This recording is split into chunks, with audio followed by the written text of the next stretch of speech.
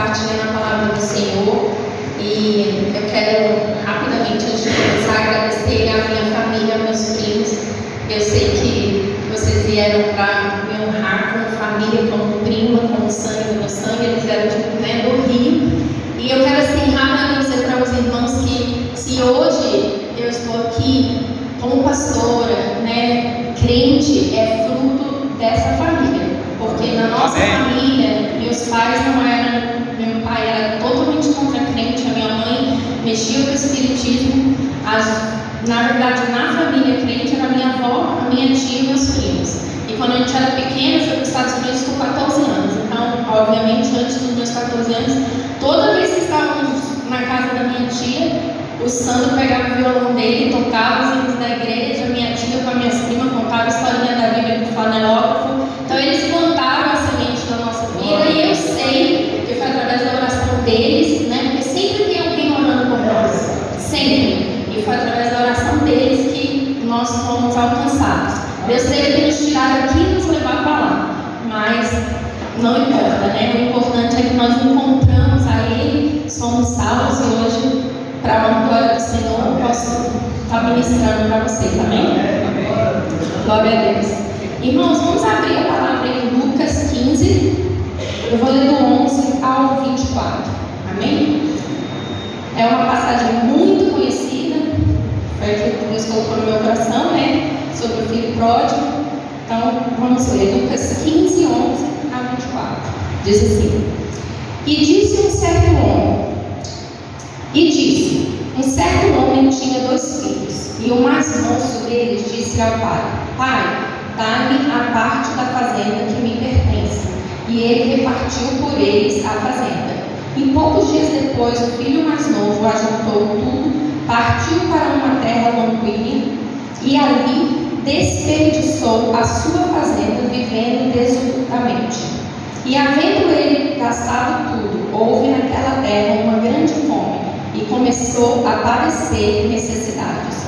E foi e chegou-se aos cidadãos daquela terra, o qual o mandou para os seus campos a apacentar porcos. E desejava encher o seu estômago com as bolotas que os porcos comiam, e ninguém lhe dava nada. E caindo em si disse: Quantos trabalhadores de meu pai têm abundância de pão, e eu aqui pereço de fome. Levantar-me-ei e irei ter com meu pai, e dir-lhe-ei: Pai, pequei contra o céu e perante ti, já não sou digno de ser chamado teu filho, faz-me como um dos teus trabalhadores. E levantando-se foi para seu pai, e quando ainda estava longe, viu o seu pai, e se moveu de íntima compaixão, e correndo, lançou-lhe ao pescoço e o beijou. E o filho lhe disse: Pai, pequei contra o céu e perante a ti, já não sou digno de ser chamado teu filho. Mas o pai disse aos seus servos: Trazei depressa a melhor roupa, e vesti-lo, e com ele um anel na mão e sandália nos pés. E trazei o bezerro cevado, e matai-o, e comemos e alegremos-nos, porque este meu filho estava morto e reviveu, tinha se perdido e foi achado. E começaram a alegrar-se. Amém? Nessa passagem, o que Deus colocou no meu coração são 4 pontos que eu gostaria de abranger com vocês. Nós mesmos, o que podemos obter, os outros e Deus. Amém? Nós mesmos nos mostra nessa passagem esse homem, esse filho, que ele chega para o seu pai e é como se ele estivesse falando assim, isso nas minhas palavras e como eu imagino, ou como talvez eu me sentiria se um filho meu fizesse isso. Eu preferia que você tivesse morto, porque eu quero a sua herança, Porque a herança a gente só recebe depois que aquele que está deixando para a gente, vai embora. Então é como se ele estivesse falando para o pai: eu preferia que você tivesse morto, porque eu quero seu dinheiro, você não tem valor nenhum. O que importa para mim realmente é só o dinheiro. Então esse moço, ele tem todas as prioridades da vida dele fora de lugar. Ele, por aquele momento, ele imagina que o dinheiro vai trazer felicidade, talvez que ele não encontra na casa dele, vai trazer tudo que ele ali, talvez a infelicidade seja o que estava incomodando ele. Ele achava que o dinheiro poderia, com isso, né, comprar ou resolver o problema. E a gente sabe e vê na vida, né, que o dinheiro não é tudo. Não compra felicidade, não compra saúde, não tem o que o dinheiro realmente pode ajudar, mas não é a solução dos nossos problemas, amém? A segunda, o que podemos obter?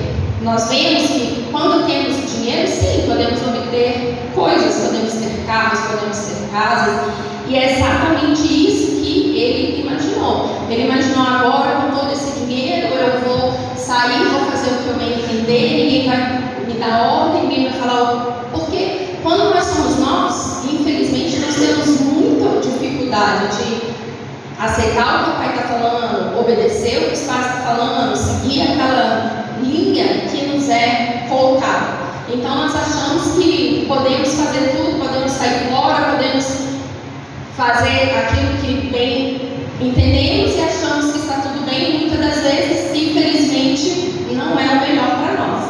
Então, ele achou que com esse dinheiro ele ia poder fazer o que ele quisesse. E por um tempo ele fez. Por um tempo ele bebeu. Ele fez tudo o que ele queria. Mas o dinheiro não durou para sempre. Certo? O terceiro ponto, os outros. Imagine as notícias, os amigos, a fofoca, aquilo que foi falado. Ah, o seu filho está na balada, o seu filho está gastando seu dinheiro, você não tem importância nenhuma para ele, você não vale nada. Porque, infelizmente, as pessoas falam. E é muito mais os que desejam, às vezes, o nosso mal do que aqueles que desejam o bem. E as pessoas olham as circunstâncias e é muito fácil apontar o dedo. É muito fácil falar do outro, é muito fácil. Infelizmente, no tempo que vivemos, as pessoas não pensam duas vezes. A gente machuca com as palavras, com as nossas ações, muitas das vezes sem pensar no outro lado que a pessoa está passando ou aquilo que levou aquilo tudo. Porque muitas das vezes você não sabe e nem a pessoa que está passando sabe. E eu imagino que aquele pai pode ter parado e pensado assim, e perguntado: aonde será que eu vim? O que eu fiz para que isso acontecesse? E por que eu trouxe essa passagem? Porque eu quero compartilhar com vocês algo que aconteceu na nossa vida, e principalmente na minha.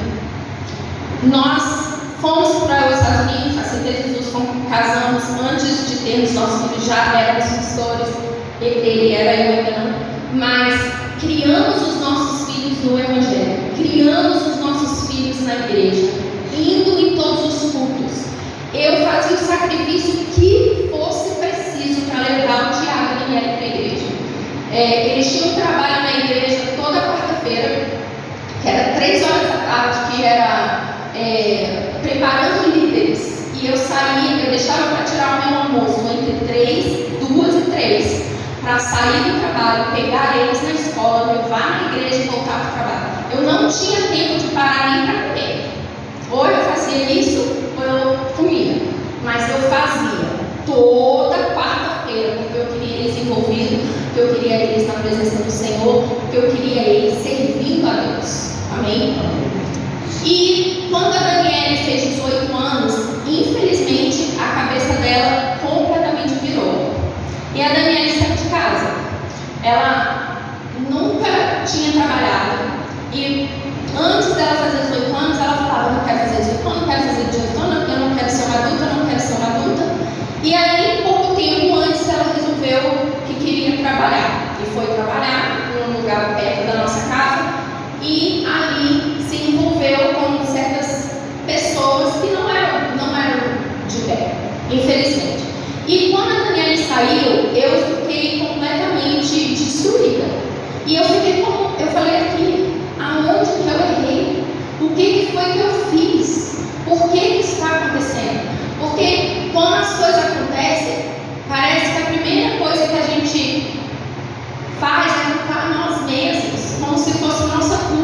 E eu passei por essa fase. Eu ia no trabalho dela, eu levava flor, eu levava ursinho, eu levava cartão. Ela não queria saber, ela não queria falar comigo, ela não queria olhar, não queria. Aí ela mudou o número do telefone dela. A gente tentou uma vez ir lá buscar ela. Vamos embora, Daniela, vamos para casa. E ela não queria de jeito nenhum.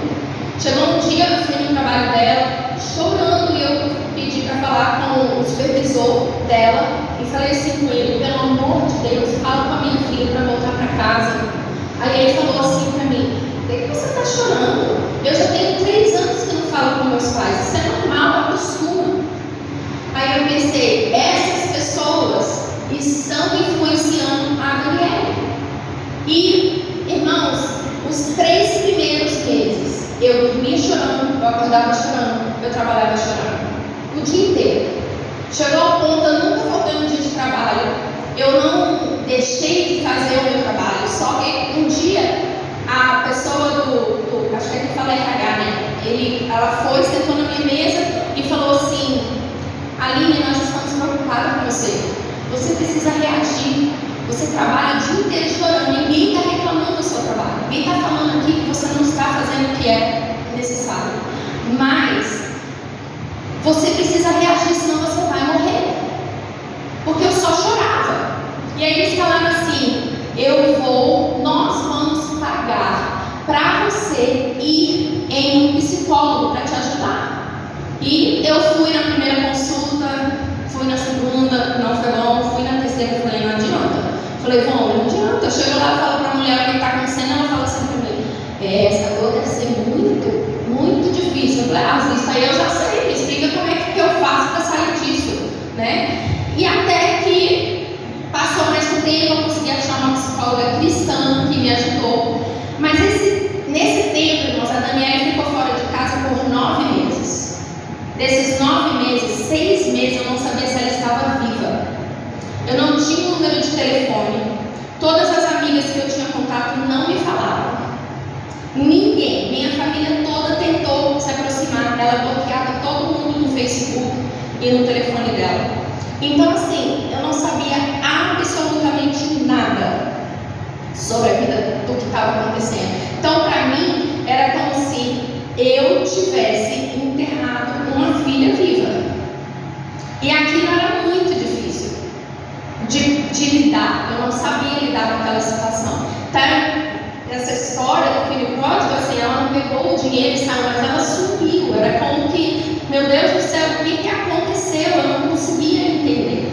Eu não conseguia. E aí, eu não conseguia nem ir nos cultos às vezes. Nessa época, como eu estava dirigindo um caminhão na estrada, então ele só voltava no fim de semana. Mas nem todo fim de semana ele conseguia voltar. Então, nos fins de semana que ele não conseguia voltar, eu não tinha força para ir na igreja sozinha. Se alguém passasse e me buscasse, eu ia. Mas senão eu não conseguia, porque eu só chorava.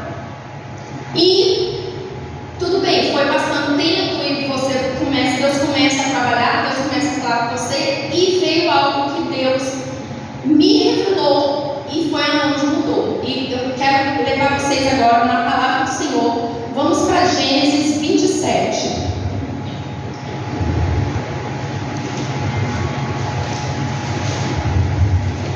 Gênesis 27, de 5 ao 10.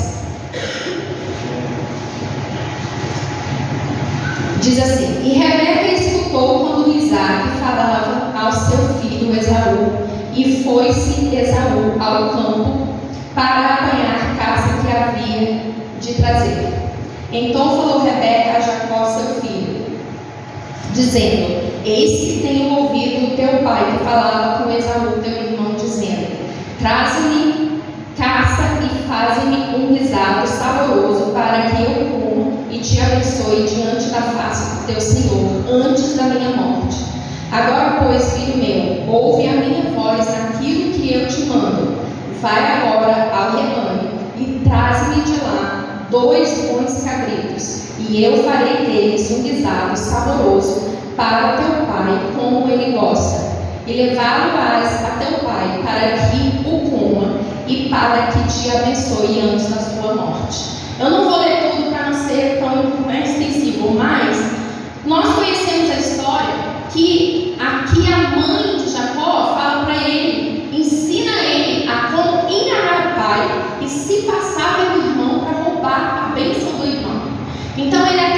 que fala para a mãe e fala assim: mas mãe, o meu irmão é peludo, né? O meu pai vai reconhecer. E quando ele está perante o pai fala para ele: a voz é de Jacó, mas, né, o que ele estava sentindo era de Esaú. E ele até pergunta: és mesmo Esaú? E ele fala: sim. Então ali nós vemos que Jacó, ele enganou o pai, com a ajuda, queira ou não, da mãe. Ele faz aquilo tudo. E se nós formos acompanhar a palavra de Deus, vamos em Gênesis 29, bem aí pertinho, do 20 ao 25. A palavra do Senhor diz assim: e aconteceu pela manhã ver que era Léia, pelo que disse a Labão: por que me fizeste isso? Não te tenho servido por Raquel? Por que, pois, me enganaste? E disse-lhe Labão: não se faz assim no nosso lugar, que a menor se dê antes da primogênita. Então, irmãos, quando eu vou falar só alguns pontos, mas quando Jacó vai trabalhar para Labão, ele fala que vai trabalhar 7 anos por uma filha, mas depois que ele trabalha esses 7 anos, ele é o quê? Enganado pelo sogro e lhe é dado a outra, e ele tem que trabalhar mais 7 anos para poder ter a mulher que realmente ele queria. Quando nós continuamos na palavra do Senhor, em Gênesis 37, nós vemos quando Jacó ele é enganado pelos filhos. Ele tinha José. José era o filho que ele amava, como os outros. Só que o que os irmãos fazem? Os irmãos fingem que mataram José, pega não cobertor, como fala, de cores que ele tinha, a capa de cores que ele tinha, leva para o pai com sangue de algum animal e fala que ele morreu.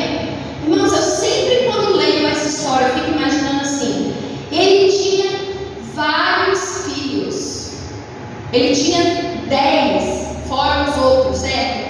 Só que nenhum deles teve compaixão daquele pai.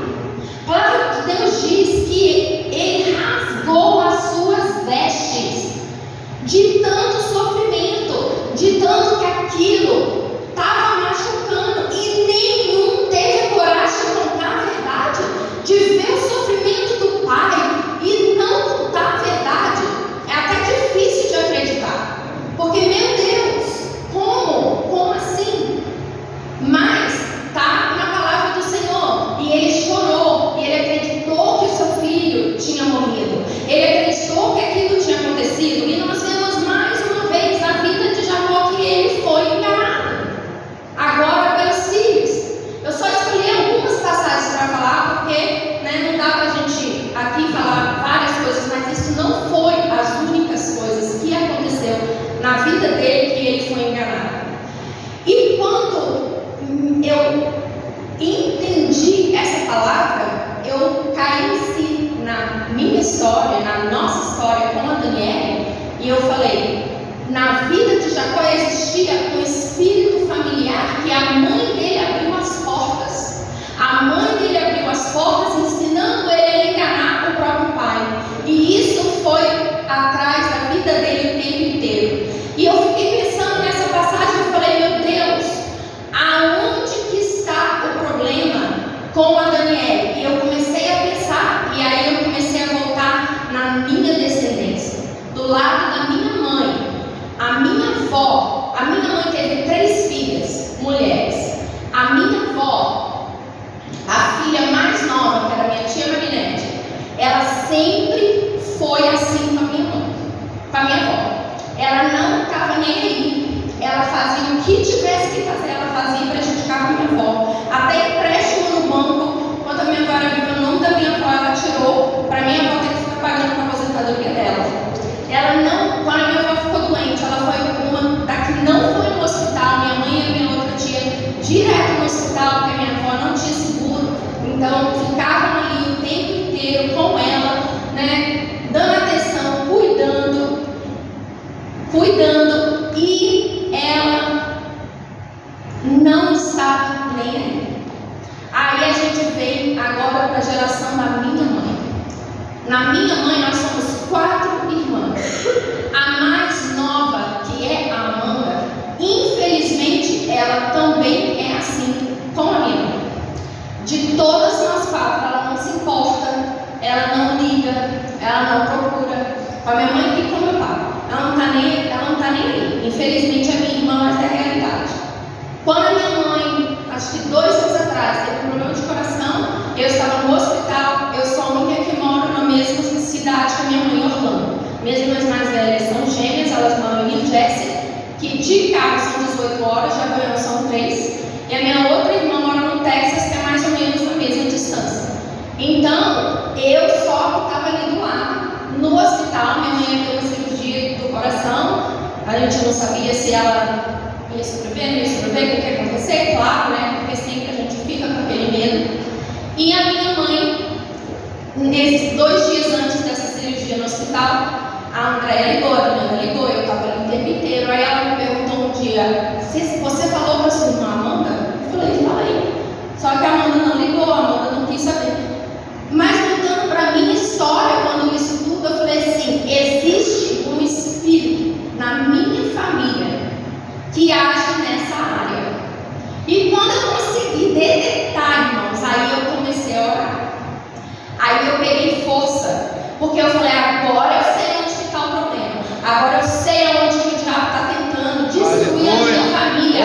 E eu falei com a irmã mais nova, que não se importa e que não está nem aí para a mãe. Está sofrendo, está sofrendo. E eu comecei a orar e eu falava: a Daniele não é filha da Amanda. A Daniele não é filha da minha mãe, da Marli. A Daniele é minha filha. E eu não aceito esse espírito familiar na vida da Daniele. E eu comecei a orar, mas eu fazia uma campanha toda sexta-feira na igreja. Eu contava os dias para aquela sexta-feira chegar. E eu comecei a orar, eu comecei a pagar o preço. E aí é que vem, como eu falei, os 4 pontos, que o último é Deus. Quando Deus entrou na história daquele homem, né, que fez tudo aquilo com seu pai, do filho do pródigo, quando Deus entrou na vida dele, ele reconheceu, ele viu que ele estava errado. Ele falou: meu Deus, tudo que o meu pai fez, eu queria estar lá. Nem que eu fosse só um servo, nem que eu não fosse mais tratado como filho, eu queria estar de volta. E isso, para a honra e glória do Senhor, aconteceu com a Daniele. Amém? A Daniele, quando ela saiu, eu não mexi em nada no quarto dela, do jeito que estava, ficou. E eu falava: a Daniele vai voltar para casa, a Daniele vai voltar para o quarto dela, a Daniele vai voltar para aqui. E eu orava com o meu esposo, claro, e a gente cria. E quando foi um dia, a Daniele ligou e falou: mãe, eu posso voltar para casa? Eu falei: claro, minha filha, claro. E ela falou assim: eu estou na casa da minha tia, que era a minha irmã mais nova, a Amanda, que na época morava na Califórnia. Ela falou assim: mas eu já combinei com a tia que eu vou passar o Natal com ela, então depois do Natal eu volto, tá bom? Eu falei: tá bom, né? Pra mim, eu já sabia que ela estava viva, que ela estava bem, estava, né, na casa da minha irmã, então eu já estava feliz. E quando passou 2 semanas, eu tive uma experiência com uma outra irmã, amiga, que estava passando pelo mesmo problema, e a gente saiu para comer. 2 semanas antes da Daniele ligar para pedir para mim para voltar para casa, ela falou assim, essa amiga falou assim: Aline, você tem que já ir se acostumando. Eu já troquei o quarto da Bela, já fiz tudo, não quer voltar, volta, sabe? Não quer saber de mim, não tô nem aí. Você tem que fazer a mesma coisa, para de ficar orando, para de ficar chorando. E eu falei para ela assim, Antônia, se você desistiu da sua filha, isso é problema seu. Eu não desisti da minha. A Daniele vai voltar para casa, para o quarto dela, e Deus vai cumprir a promessa da minha família. Porque a palavra do Senhor diz o quê? Que ensinar o seu filho no caminho que ele deve andar. E mesmo que se desvie, ele voltará. Amém? E eu entendi, irmãos, e consegui entender que eu não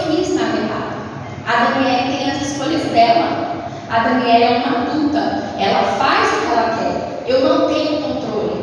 E eu lembro que uma vez eu li de uma cantora evangélica que ela falou assim, aquilo gravou no meu coração. Ela falou assim: nossos filhos não são troféus para nós colocarmos numa prateleira para todo mundo ver. Eles são pessoas como qualquer outro. E não quer dizer que porque o nosso filho ou isso aconteceu, que foi algo que eu fiz de errado, como eu fiz de errado, ou que, irmãos, a gente passa, o mundo acontece para todo mundo, as coisas acontecem para todo mundo, e queira ou não, hoje essa experiência eu posso servir para ajudar outras irmãs e pessoas que estão passando por isso. Então tudo serviu de experiência para mim, para ela, para a gente como casal, para a gente como família. Mas essa história do filho pródigo é como se a gente tivesse vivido na nossa casa. Porque o Tiago vinha para mim e falava assim: por que você está chorando? Para de chorar. Eu estou aqui, você não está me vendo? Então você fica aí chorando por causa dela e eu não tenho valor nenhum. E eu falava: Tiago, você é filha, mas ela também é filha. Não é assim que funciona. E por muito tempo o Tiago não entendeu. E agora ele é filho, ele é pai. E ele teve o segundo filho dele, tem 9 meses. E ele veio para mim e ele falou: mãe, me desculpa, hoje eu entendo. Porque qualquer um dos dois, se algo acontecesse, eu ia fazer a mesma coisa que o Senhor fez. Porque nessa história tem outro filho que ficou com raiva. Mas, irmãos, quando a Daniela ligou e falou: mãe, eu quero voltar para casa, ela só vinha depois do Natal e Ano Novo. Ela ligou antes do Thanksgiving. Thanksgiving nos Estados Unidos é o Dia de Ação de Graças. É o feriado mais importante para aquele país. É mais do que o Natal, mais do que a Páscoa, é o Dia da Ação de Graças. Ela ligou e falou assim: mãe, eu posso voltar antes? Só que nós estávamos viajando nessa semana. Eu falei: pode, então compra minha passagem. Ela voltou no dia 1º, ela saiu de casa no dia 1º de março. No dia 1º de dezembro, a Daniela voltou para casa. Há tempo do aniversário do pai dela. E há tempo de passar o Natal e Ano Novo com a gente. Porque até então, a gente nunca tinha passado o Natal e Ano Novo sem a nossa família toda junto.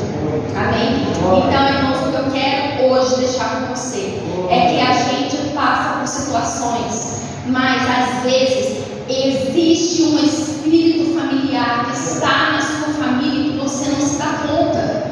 E que às vezes você tem que encontrar isso específico para que você tenha a vitória. O Senhor quer te abençoar. O Senhor quer fazer um milagre. O Senhor quer transformar a situação. Amém? Ele fez por nós. Hoje a Daniela está em casa. Hoje a Daniela é mãe. Agora na Páscoa a gente vai para uma igreja, claro, de língua portuguesa. Então o português para ela não é muito bom. Ela fala, ela entende, mas não é assim. Mas a nossa netinha, que a filha dela tem 3 anos, aí entende muito pouco o português. E ela falou assim: mãe, eu vou na igreja americana primeiro, porque eu quero que a Ivy entenda o que é a Páscoa direitinho. Na igreja americana, na classinha dela, 9 da manhã. E o culto da nossa igreja começa às 10h30. Ela falou: eu vou chegar atrasada, mas eu vou. Mas primeiro eu vou para a americana, para que a Ivy possa entender. Então, irmãos, Deus transformou. Ele transformou aquela situação que era de choro, que era de amargura, que era de tristeza, que eu não sabia o que fazer. E Ele transformou no que, graças a Deus, hoje nós vemos os nossos filhos na presença do Senhor, os nossos filhos servindo a Deus. E mesmo que a situação foi algo que eu não desejo, que o pior é inimigo, não desejo para ninguém, irmãos, porque não tem nada pior que você não saber se sua filha está viva. Mas isso serviu para me ensinar algo que hoje, em qualquer coisa, eu começo a tentar ver se existe, porque nós precisamos detectar essas coisas na nossa vida, para que nós possamos combater contra isso, para que nós possamos orar específico. Quando a nossa oração é específica, ela faz mais efeito. Amém? Então, Deus, quando me trouxe essa história de Jacó, como que